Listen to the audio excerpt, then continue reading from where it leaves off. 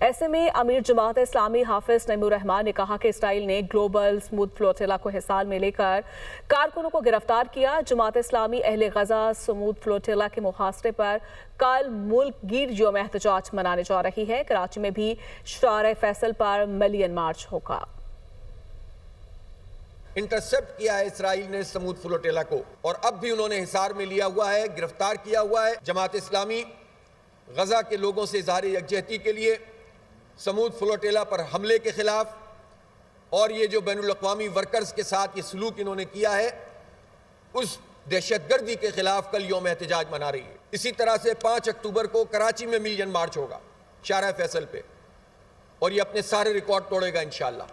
7 اکتوبر کو پورے ملک میں لوگ باہر نکلیں گے، اسکولوں میں، کالجوں میں، کورٹس میں، عدالتوں سے وکلا، سول سوسائٹی سے تعلق رکھنے والے لوگ، صحافی، سب سڑک پر آ کر اپنے فلسطینی بھائیوں سے اظہار یکجہتی کریں گے اور اسرائیلی دہشت گردی کی مذمت کریں گے۔ کسی بھی صورت میں ابراہیم ایکارڈ یا اسرائیل کو تسلیم کرنے کی طرف جو پیش رفت ہوگی اس کی شدید مزاحمت ہوگی۔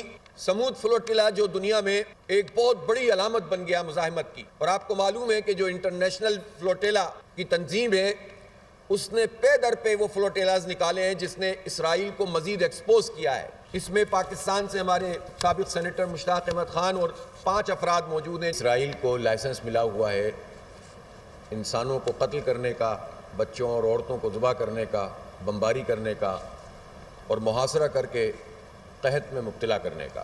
ان لاشوں پر جو امن منصوبہ پیش کیا گیا ہے وہ خود امن کی بھی توہین ہے، انسانیت کی بھی توہین ہے۔